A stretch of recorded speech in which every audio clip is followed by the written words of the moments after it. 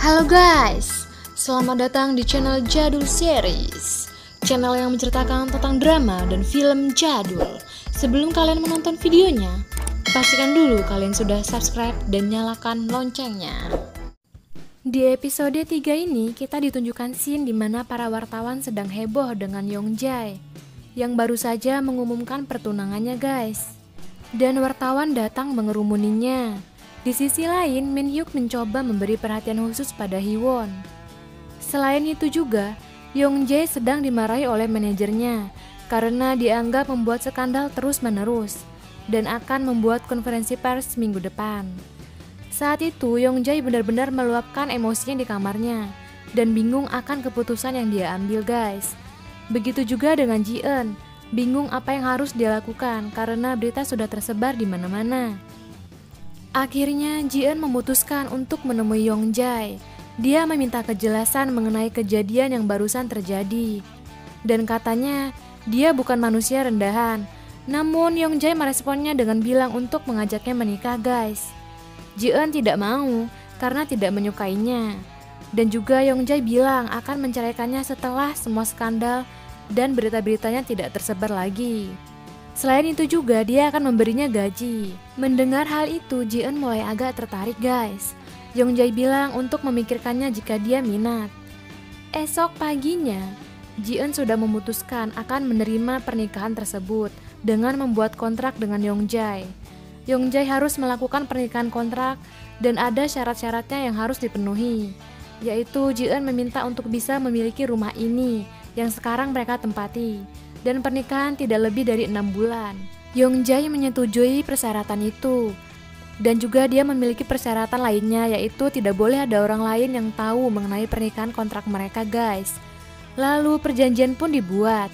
Wah, jadi gak sabar nih Mimin. Akhirnya mereka pun jadi menikah. Akhirnya di konferensi pers pun tiba. Ji-eun sedang didandan untuk hari konferensi pers tersebut. Namun, tetap aja mereka masih bisa bercanda guys. Saat itu tiba, di konferensi pers itu mereka penuh dengan bualan yang sangat mengguncang pikiran mereka guys. Gimana enggak, soalnya perkataan sama perbuatan mereka tuh beda loh secara langsung. Setelah konferensi pers, Ji-eun pun sedang fitting baju yang akan dipakai untuk pernikahannya. Saat itu dia sedang di ruangan. Namun ada aja orang yang menjelek-jelekan dia guys. Dibilang jelek lah, kakinya pendek lah, dan lain-lain. Saat itu tiba-tiba dia ketemu dengan Hee-won yang sedang ada di sana juga guys. Akhirnya mereka pun ngobrol. Namun Ji-eun sepertinya gelagapan. Jadi hampir saja dia membocorkan pernikahan kontrak mereka guys. Di sisi lain, Hee-won jadi galau memikirkan Yongjae. Begitu juga dengan Yongjae yang mengalaminya sendiri pun pasti bingung walaupun sedang nge-gym. Saat itu Hee-won mencoba menghubungi Yongjae, namun Yongjae tidak mengangkatnya guys. Saat selesai nge-gym, dia ketemu dengan Min Hyuk di tempat gym tersebut dan mengobrol sebentar. Di sana Min Hyuk meminta Yongjae untuk bersabar agar mendapatkan cintanya Hee-won. Tapi tahu sendiri kan ya, Yongjae udah nembak dia dan ditolak mentah-mentah. Jadi Yongjae yang mendengar saran dari Min Hyuk pun bilang gak usah memperdulikan dia, pedulikan saja dirinya sendiri. Lalu Yongjae pun pergi guys. Di sisi lain, temannya yang tahu Ji-eun akan menikah pun datang menemui Ji-eun dan masuk seperti tidak merasa bersalah gitu loh guys. Bener-bener teman dajjal mereka ini ya, yang datang saat butuh saja. Ji-eun yang melihat mereka pun meluapkan emosinya pada mereka. Lalu Ji-eun meminta sisa uang hasil penjualan rumahnya. Namun uangnya sudah habis karena main saham dan meminjam di berandalan preman. Mau gak mau membuat mereka harus membuat kartu kredit atas nama Ji-eun. Karena jika tidak, Hae-jin akan dijual sedangkan dia sedang hamil.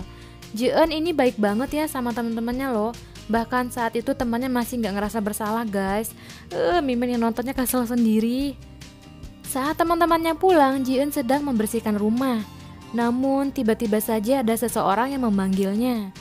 Dan ternyata itu dari keluarga Yongjae guys. Ji-eun diajak untuk menemui nenek dan keluarganya Yongjae. Di sisi lain, saat Yongjae pulang, rumah dalam posisi berantakan. Dan Ji-eun tidak ada guys. Padahal Ji-eun sedang dibawa oleh supir ke rumah mertuanya, yaitu orang tua Yongjae. First impression, Ibu Yongjae kurang menyukai Ji-eun guys. Dan dia datang menemui nenek Yongjae. Dia yang tidak bisa menerima salam versi Korea membuatnya kebingungan. Saat itu Ji-eun sedang diwawancarai mengenai latar belakang keluarganya guys. Membuat sang nenek sakit kepala, apalagi setelah mengetahui dia tinggal serumah dengan Yongjae. Saat itu tiba-tiba saja Yongjae datang dan menariknya keluar.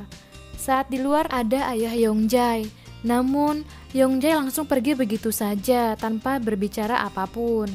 Saat di perjalanan Ji-eun kembali ditanya oleh Yongjae. Saat itu tiba-tiba saja Ji-eun bertanya kenapa dia dan keluarganya begitu tegang. Saat itu Ji-eun terus mengoceh mengenai apa yang dia lakukan. Yongjae yang lagi banyak pikiran pun menurunkannya di jembatan guys. Ji-eun yang diturunkan pun ya lost doll. Namun Yongjae yang khawatir pun memutarbalikkan kendaraan. Ya namanya udah telat ya, Ji-eun pun tidak ada di sana guys. Saat di rumah, Yongjae masih menunggu Ji-eun yang belum pulang-pulang ke rumahnya. Saat itu dia melihat dari kejauhan kalau Ji-eun sedang di perjalanan pulang. Yongjae yang gak mau kelihatan khawatir pun memilih untuk masuk kamar dan mengintip saja. Dasar. Saat itu juga Ji-eun membereskan pakaiannya dan meninggalkan rumah itu, lalu pergi ke tempat temannya untuk menumpang. Namun temannya yang melihat kedatangan dia pun merasa gak senang karena suplai keuangannya akan bertambah satu orang yaitu Ji-eun. Jadi keuangan mereka akan berkurang. Ya Allah, teman kurang ajar dah itu, miskin lagi. Di sisi lain, Yongjae yang baru saja bangun tidur kaget melihat secari kertas yang ada di depan kulkasnya. Dan saat itu Yongjae mendapat telepon dari temannya. Yongjae dan temannya pun bekerja sama untuk membuat Ji-eun agar menikah dengan Yongjae. Dengan pura-pura kalau Yongjae tahu Ji-eun sedang berada di rumah temannya dan membawanya ke hotel. Namun saat tiba di hotel dia disamperi dengan banyak penata rias. Di sana dia langsung di make upin loh guys. Wah, udah mata duitan temannya jadi korban pula. Di sisi lain, teman-temannya pura-pura jadi penyelamat di depan Yongjae dan mendatangi pernikahan Yongjae. Di sana ada banyak artis yang datang dan mengucapkan selamat padanya guys. Saat itu tiba-tiba saja datang di acara pernikahan dia yaitu Haewon guys. Yongjae yang sempat ditolak pun pergi meninggalkan Haewon di sana guys. Saat itu juga Ji-eun disamperi oleh ayah Yongjae di kamar riasnya. Ji-eun akan didampingi oleh ayah Yongjae guys. Sungguh mengharukan banget. Dan terjadilah pernikahan kontrak mereka guys. Saat selesai pernikahan, mereka sedang di kapal yang akan melakukan bulan madu bersama. Namun Ji-eun yang merasa ini membosankan dan Yongjae pun meladeninya untuk bulan madu. Karena Ji-eun yang terus cari gara-gara dan mundur terus-menerus membuatnya kejegur di laut. Selain itu juga ternyata Ji-eun tidak bisa berenang guys. Lalu dia ditolong oleh Yongjae. Untung ada Yongjae. Selain itu juga lagi-lagi mereka pun berantem guys. Setelah selesai dari pantai, tibalah mereka di hotel. Ternyata di sana hanya ada satu kamar. Jadi Ji-eun harus tidur di luar deh. Di lantai pun jadi. Namun lagi-lagi mereka berantem dan saling bercanda. Yongjae yang bercanda mengajaknya untuk tidur bareng dan bulan madu beneran. Akhirnya Ji-eun pun tidur di luar guys karena dia udah gak mampu untuk menahan si Yongjae. Namun Ji-eun kan 11-12 sama Yongjae ya. Akhirnya dia pun masuk dan melepaskan outernya. Dan akhirnya mereka pun tidur bareng di sana yang membuat Yongjae panas. Selain itu juga Yongjae pun membuka baju dan mereka saling melihatkan bentuk badan mereka satu sama lain. Lalu Yongjae pun mau mencium, namun ragu-ragu gitu loh Yongjae-nya. Setelah beberapa saat, ya Ji-eun pun mengalah deh, pertarungan selesai. Dan Ji-eun tidur di luar.